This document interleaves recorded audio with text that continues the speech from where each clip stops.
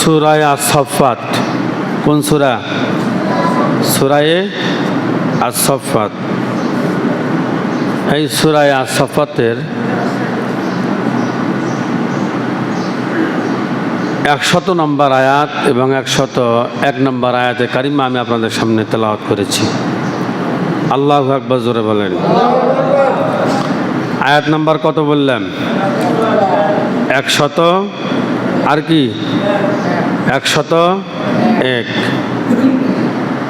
হযরতে ইব্রাহিম আলাইহিস সালামকে আল্লাহ রাব্বুল আলামিন যত পরীক্ষা নিয়েছেন, সব পরীক্ষায় হযরতে ইব্রাহিম আলাইহিস সালাম উত্তীর্ণ হয়েছেন। সুবহানাল্লাহ, জোরে বলেন। নবী আলাইহিমুস সালাম বিপদে পড়লে, মুসিবতে পড়লে তারা পরীক্ষায় উত্তীর্ণ হন। আর তাদেরই অনুসারী আমরা, তাদেরই উম্মত আমরা, কিন্তু আমরা সামান্যই পরীক্ষায় আমরা ফেল হয়ে পড়ি, কি ঠিক কিনা?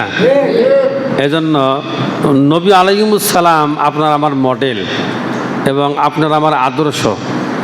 নবী আলাইহিমুস সালাম তেনারা আমাদের অনুসরণীয় এবং অনুকরণীয়, এবং আমরা যাদেরকে দেখে দেখে শিখব তারা হচ্ছে নবী আলাইহিমুস সালাম, সিদ্দিকিন, শুহাদা, যারা হচ্ছে সাহাবায়ে আজমাইন।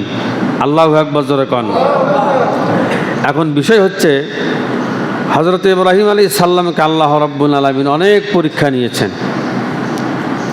সুবহানাল্লাহ বলবেন না? অনেক পরীক্ষা নিয়েছেন, কিন্তু নবী আলাইহিমুস সালাম, এই হযরত ইব্রাহিম আলাইহিস সালাম তিনি পরীক্ষায় উত্তীর্ণ হয়েছেন। আল্লাহ পাক কালামুল্লাহ শরীফের ভিতরে বলেন, ওয়ালা তাহিনু ওয়ালা তাহজানু ওয়া আনতুম লা আলাউনা ইন কুনতুম মুমিনিন।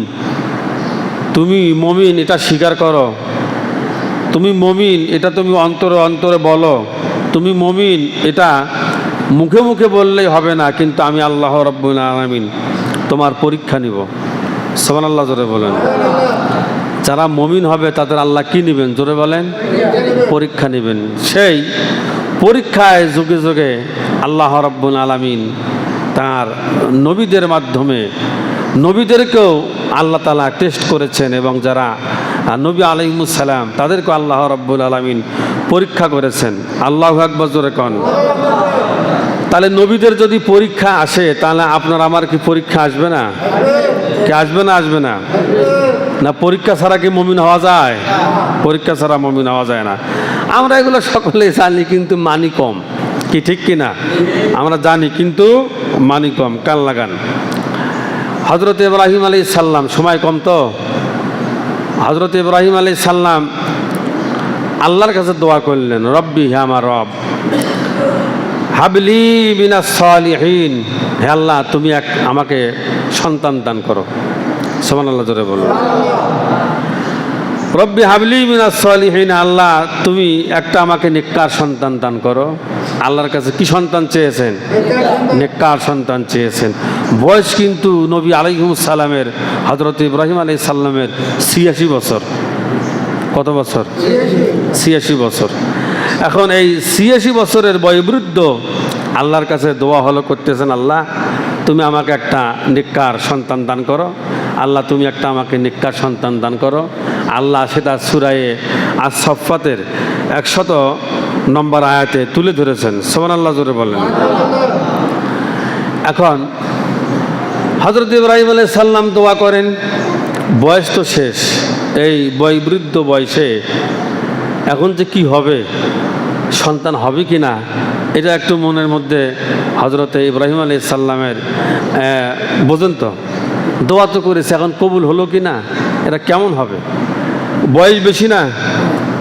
আল্লাহ পাক বললেন, ক্বালা কাযালিক, হে ইব্রাহিম আমি তোমাকে সুসংবাদ দিচ্ছি, যাও আমি আল্লাহ তোমাকে একটা পুত্র সন্তান দান করব। কয় বছর বয়সে পুত্র সন্তান পেলে? 86 বছর। কান লাগান। আল্লাহ নবী হযরত ইব্রাহিম আলাইহিস সালাম সিজদায় পড়ে গেলেন, বললেন, আল্লাহ তুমি আমার ডাক শুনেছ। এটা কি চারটেখানি কথা নাকি? 86 বছরে বাচ্চা আসা, এটা তো চারটেখানি ব্যাপার নয়। এটা আল্লাহ ইচ্ছে করলে সম্ভব, তাছাড়া কি সম্ভব? সম্ভব না। আল্লাহ পাক বলেন, ইব্রাহিম কি মনে মনে ভাবতেছ? আমি আল্লাহ জিন্দাকে মুর্দা করতে পারি, মুর্দারে জিন্দা করতে পারি। হে ইব্রাহিম, আমি পিতা ছাড়াও সন্তান দুনিয়ায় আনতে পারি, মা বাপ ছাড়াও আমি সন্তান দিতে পারি, পিতা মাতার মাধ্যমেও আমি সন্তান দিতে পারি। যাকে ইচ্ছা ছেলে দেই, যাকে ইচ্ছা মেয়ে দেই, যাকে ইচ্ছা ছেলেও দেই মেয়েও দেই, যাকে ইচ্ছা আমি আল্লাহ কিছুই দেই না। বললেন, লাব্বাইক, হে আমার রব, হে রব্বুল আলামিন, আমি তো স্বীকার করি যে আপনি রব, কিন্তু হে আল্লাহ, এই বয়সে আমার সন্তান কেমনে হবে? তার স্ত্রী তো বান্দা। সমস্যা তো একটা নয়, সমস্যার সামনে দুই তিনটা। একটা হচ্ছে একদিকে বয়স বেশি, দুই দিকে স্ত্রী বান্দা, তৃতীয়ত এই বয়সে আল্লাহ আপনি আমার দোয়া কবুল করবেন কি না, এটাও একটা। আল্লাহ পাক বললেন, ক্বালা কাযালিক ইব্রাহিম, টেনশন করো না, আর সময় আসুক, আসলেই আমি আল্লাহ রাব্বুল আলামিন তোমাকে একটা পুত্র সন্তান দিয়ে তোমার ঘরকে আমি আলোকিত করে দেব। সুবহানাল্লাহ জোরে বলুন। এখন বিষয় হচ্ছে, সন্তান ছেলেও নিয়ামত, মেয়েও নিয়ামত। কি কথা বলেন, ঠিক কিনা? সেটা যদি সুশিক্ষায় শিক্ষিত হয়। কি, কোন শিক্ষায় শিক্ষিত হয়? সুশিক্ষায় যদি শিক্ষিত হয়। সন্তান আলেম হাফেজ, আপনি ম্যাজিস্ট্রেট লয়ার বানাবেন, এটা সত্য নয়। সন্তান যেন আল্লাহমুখী, রসুল প্রেমিক, নবী প্রেমিক যেন হয়। অন্তত সন্তানদেরকে আল্লাহকে চেনা, এটা হচ্ছে পিতামাতাদের দায়িত্ব। হালাল হারাম চেনা, এটা পিতামাতার দায়িত্ব। সন্তানকে ন্যায় নীতি, নীতি নৈতিকতা শিক্ষা দেওয়া, এটা পিতামাতার কর্তব্য। সন্তান যখন তার মুখ থেকে যখন কথা যখন ফোটে, তখনই সন্তানকে শিক্ষা দেওয়া উচিত, লা ইলাহা ইল্লাল্লাহু মুহাম্মাদুর সাল্লাল্লাহু আলাইহি ওয়াসাল্লাম। তখন এগুলো সন্তানদেরকে আপনারা শিক্ষা হলো দিবেন। আমি দেখেছি অনেক মা বোনেরা সন্তান কোলে নিয়ে গীত কয়, গান কয়, কয় বাঘ আসতেছে, এই শিয়াল আসতেছে না, এগুলো বাধা করে দিবেন। মক্কা এবং মদিনার ভেতরে যে সন্তানগুলো ঘুমায় না, ওই সন্তানগুলো মা কোলে নিয়ে নাতে রাসূল তেলাওয়াত করেন। সুবহানাল্লাহ জোরে বলেন। হুজুরের সনে বালাগাল উলা আবি কামালিহি কাশাফাত তুজা আবি জামালিহি হাসুনাত জামিউ খিসালিহি সাল্লু আলাইহি ওয়া আলিহি, এগুলো তেলাওয়াত করে, রসুলের শানে তেলাওয়াত করে, সূরা ইয়াসিন, সূরা মুলুক, এগুলো তেলাওয়াত করে মা সন্তানকে ঘুমান। তাহলে যে সন্তানগুলো ছোট্ট থেকেই দিনের তরবিয়াত পায়, ওই সন্তানগুলো আল্লাহ প্রেমিক, নবী প্রেমিক, রসুল প্রেমিক হয়। সুবহানাল্লাহ জোরে বলেন।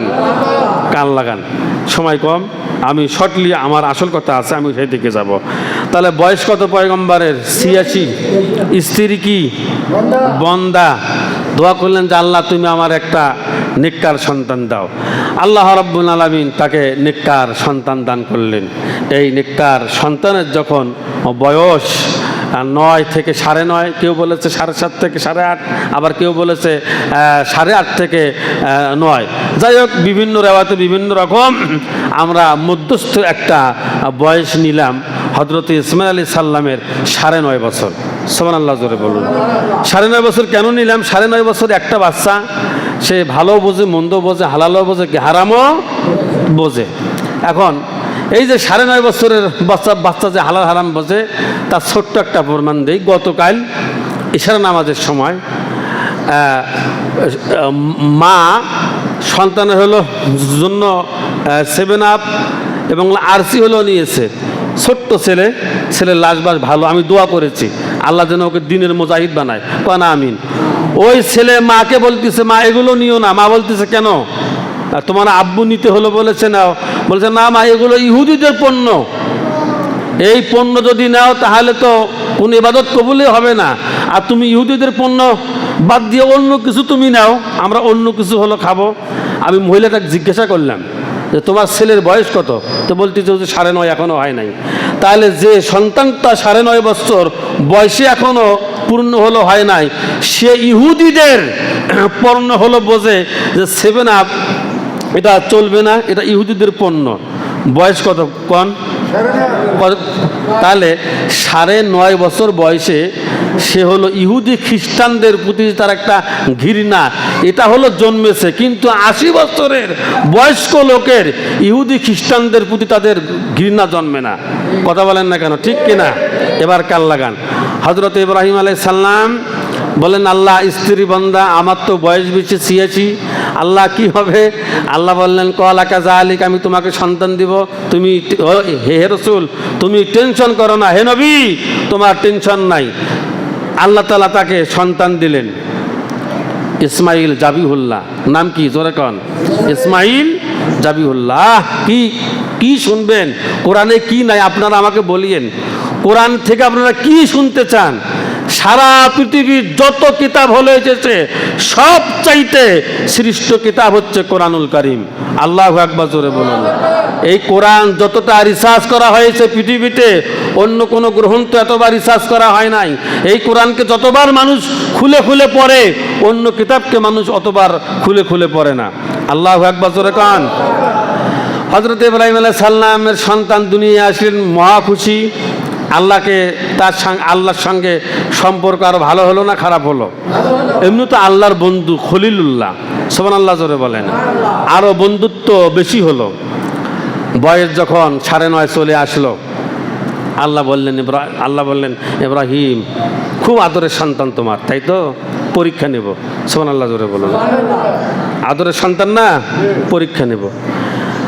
আল্লাহ পাক ডেকে ডেকে বলছে, রব্বি হাবলি মিনাস সালিহিন ফাবাশশারনাহু বিগুলামিন হালিম ফালাম্মা বালাগা মা'আহুস সাইয়া ক্বালা ইয়া বুনাইয়া ইন্নী আরা ফিল মানামি আন্নী আযবাহুকা ফানজুর মাযা তারা ক্বালা ইয়া আবাতি ইফআল মা তু'মারু সাতাজিদুনি ইনশাআল্লাহু মিনাস সাবিরিন। এই আয়াতের অংশ আজকে মসজিদে যা হবে, আগামী আলোচনাটুকু ঈদগাহ মাঠে হবে ইনশাআল্লাহ। খুব কান পেতে শোনেন, মজা পাবেন। ইব্রাহিম আলাইহিস সালাম মনের আনন্দে সন্তানকে নিয়ে তিনি সংসার চালালেন। সন্তান যখন বোঝার মতো বয়স যখন তার হলো, আল্লাহ রাব্বুল আলামিন পরীক্ষা চালালেন। হে ইব্রাহিম, আমি আদেশ দিচ্ছি, সুবহানাল্লাহ, জোরে বলুন, তুমি তোমার প্রিয় বস্তুকে জবাই করো, আল্লাহর রাস্তায় তুমি কুরবানি করো। কথা বোঝেন? কি বলেছে? তুমি তোমার প্রিয় বস্তুকে জবাই করো, তুমি তোমার মহব্বতের বস্তুকে তুমি আল্লাহ রাস্তায় কুরবান করো। আল্লাহু আকবার, জোরে কন। কি প্রেমের খেলা! আর মৌলভী সাহেব হযরত ইসমাইলকে নিয়ে কটূক্তি করে, মৌলভী সাহেব হযরত ইব্রাহিমকে নিয়ে কটূক্তি করে। এক মৌলভী সাহেব বলে ফেলেছে, ওই কুরবানি এগুলো তো ভাওতাবাজি। নাউজুবিল্লাহ বলবেন না? ওর মুখের মধ্যে লাথি। কার মধ্যে লাথি? মুখের মধ্যে লাথি।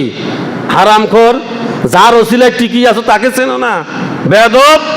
আর কিছু কিছু রাম পাগলও আছে, সেগুলো সায় দেয়। এক রাম পাগল তো বলে ফেলেছে যে এই এত টাকা দিয়ে কুরবানি করে লাভ কি, না করাই ভালো।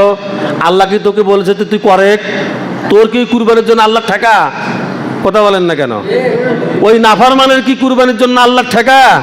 কিন্তু এত ইসলাম বিদ্বেষী কথা হয়, আমরা মানুষেরা চুপচাপ ভাবে থাকি, কোনো প্রতিবাদ করি না। আরে এরা তো জন্য আল্লাহর কাছে জবাব দেওয়া লাগবে। কি লাগবে না? লাগবে না। যে হযরত ইব্রাহিম আলাইহিস সালামের কুরবানিকে যারা ভাওতাবাজি বলে, যারা রং বলে, তারা রাসূলুল্লাহর উম্মত হতে পারে না। নাউজুবিল্লাহ, জোরে বলেন। তারা কি রাসূলুল্লাহর উম্মত হতে পারে? উম্মত হতে পারে না। অথচ মুসলমান কি করে জাতির পিতা হযরত ইব্রাহিম আলাইহিস সালামের এই আদর্শকে ভুলে যায়, আমার মাথা ধরে না। কান লাগান। আল্লাহ পাক বললেন, নির্দেশ দিচ্ছি ইব্রাহিম, আল্লাহ রাস্তায় তুমি তোমার প্রিয় বস্তুকে কুরবান করো। হযরত ইব্রাহিম আলাইহিস সালাম সে খুব তিক্তভাবে খুব গভীর স্বরে ভাবলেন যে আমার ইসমাইল ছাড়া আমার আর প্রিয় বস্তু আর কোনো কিছু নাই। সুবহানাল্লাহ, জোরে বলুন। ইসমাইল ছাড়া কি প্রিয় বস্তু আর কোনো কিছু নাই? আল্লাহর নবী হযরত ইব্রাহিম হযরত ইসমাইলকে ডেকে ডেকে বলছেন, কলিজার টুকরা সন্তান, আল্লাহর পক্ষ থেকে নির্দেশ এসেছে, আল্লাহর পক্ষ থেকে অর্ডার এসেছে, আল্লাহর পক্ষ থেকে হুকুম এসেছে, আমাকে পরীক্ষায় উত্তীর্ণ হতে হবে। কলিজার টুকরা সন্তান, আমি তো স্বপ্নে দেখেছি আমি তোমাকে জবাই করে ফেলেছি। তার কারণ পয়গম্বররা তো কোনো মিথ্যা কথা বলতে পারে না, না পারে?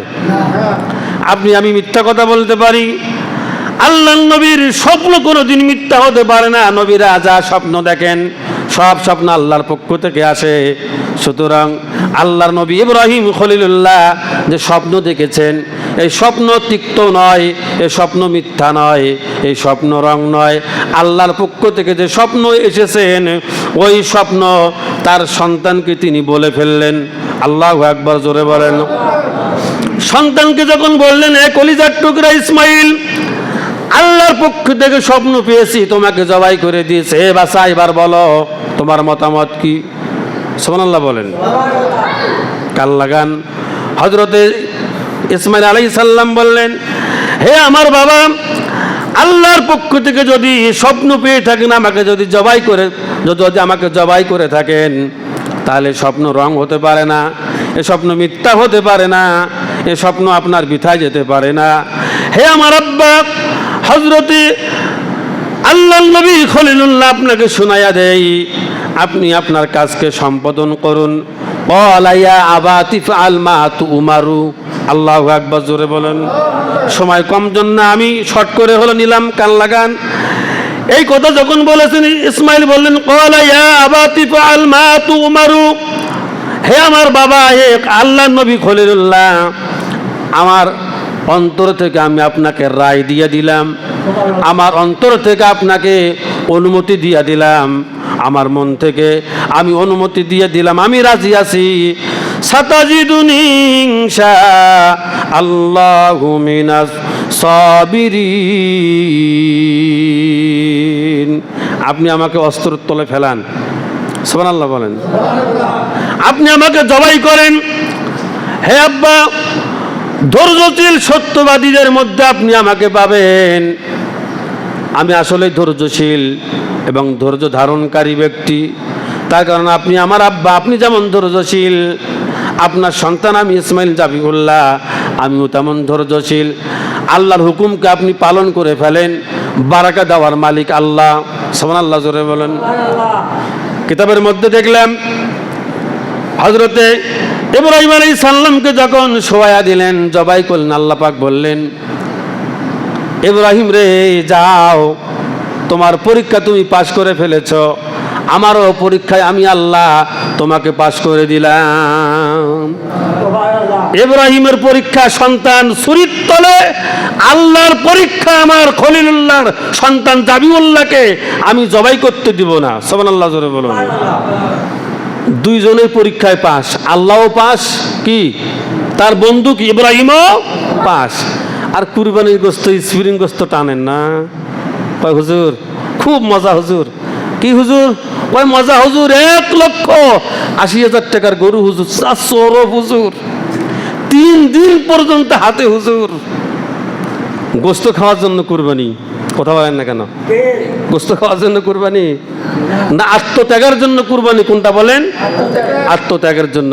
এখান থেকে শিক্ষা নেওয়ার জন্য কুরবানি। আপনি কি কুরবানি করলেন আমি বলবো ইনশাআল্লাহ। কাল লাগান। এই 26 বেজে গেল, সময়ের বরকত নাই, যাই কিছু বলেন, সময়ের বরকত নাই। যাই হোক, কাল লাগান।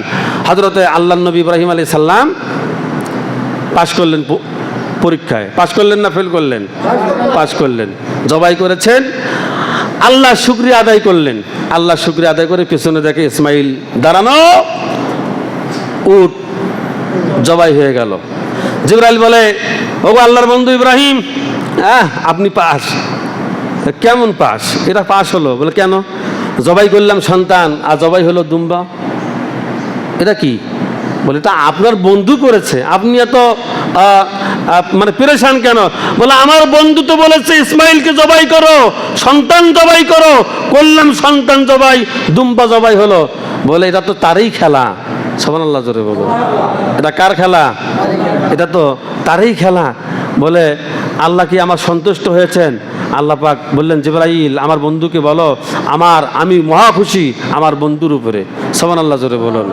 তাহলে সন্তান কুরবানি দিলেন হযরতে ইব্রাহিম আলাইহিস সালাম কাকে পাওয়ার জন্য? জোরে কোন, কথা বলতে হবে। কাকে পাওয়ার জন্য? আর আমরা কুরবানি দেই গোশত খাওয়ার জন্য। নবী আলাইহিস সালাম কুরবানি দিলেন আল্লাহ পাওয়ার জন্য, আর আমরা কুরবানি দেই গোশত খাওয়ার জন্য।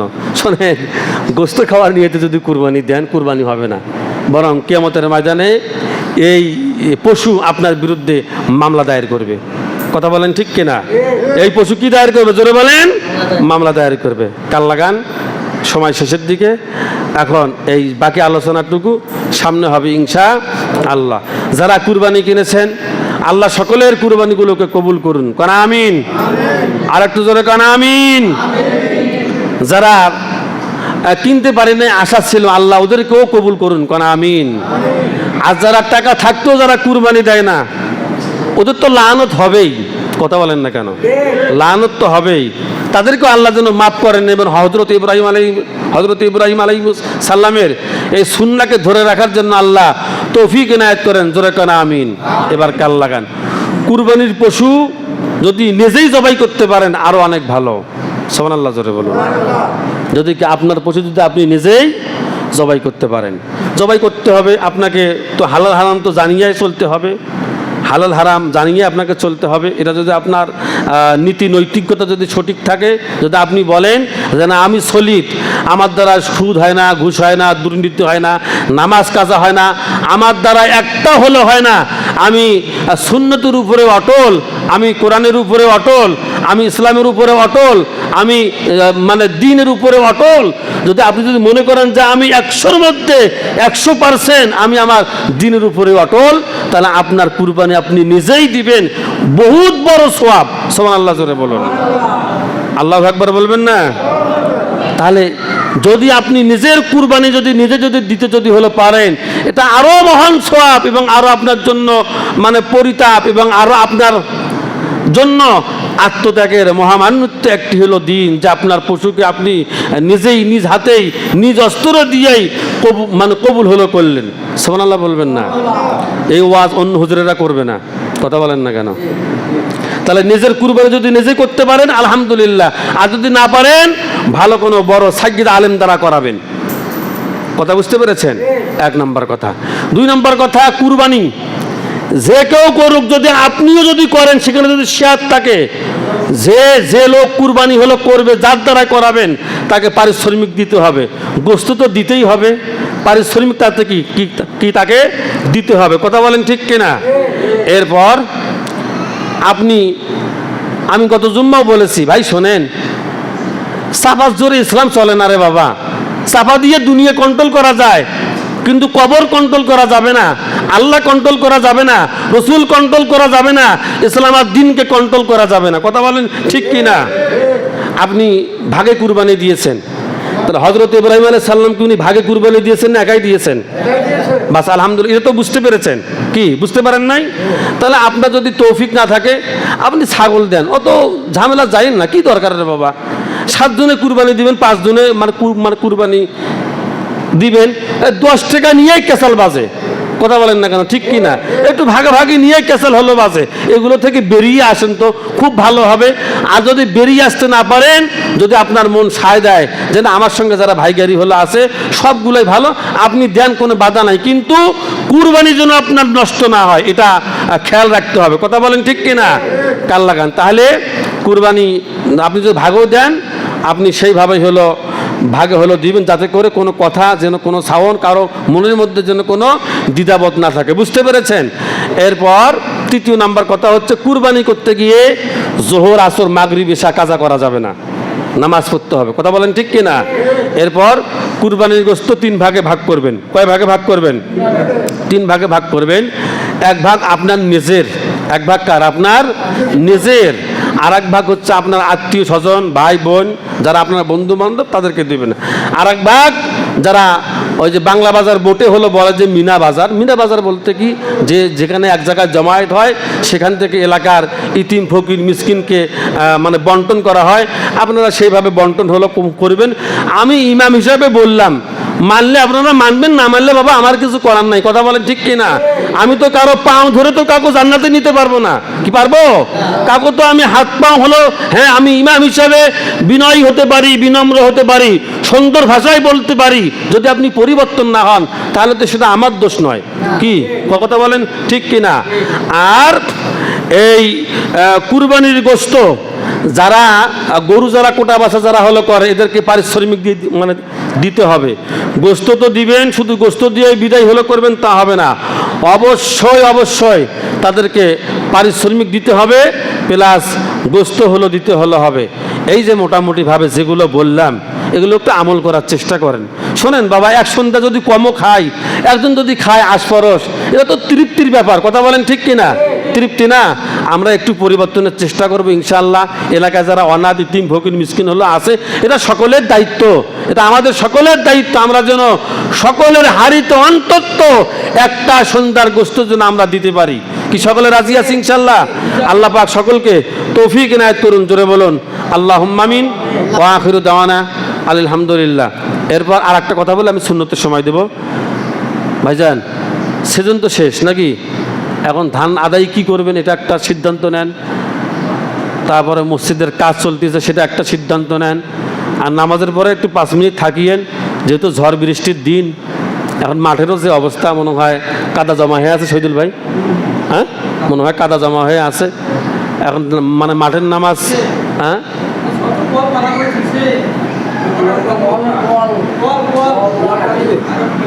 কিসের খোয়া ভাই? ও পল পল যারা মানে এখন রাস্তাঘাটে অনেকের তো জায়গা জমি নাই, খুলি নাই, তারা আবার কোথায় দিবে? ওই রাস্তাঘাটে একটু ব্যবহার করে থাক, সকলের একটু সুবিধা হোক। কিন্তু আমরা তো নামাজ যদি পড়তে পারি, যাদের পল আছে বললে তারা সারাবে, নাকি বলেন আপনারা? সেটাও তাদের কোনো অসুবিধা না হয়, একটু আগাম ওদেরকে বলতে হবে। এখন আপনারা নামাজের পরে কি ভাই, হ্যাঁ যদি আকাশ ভালো থাকে তো মাঠেই হবে, আর যদি না হয় তাহলে তো মসজিদেই পড়তে হবে। এখন সেইটা নামাজের পরে আমরা সিদ্ধান্ত নেই, নাকি বলেন? না এখনই নেবেন? এখনই নেবেন? এখন নেই।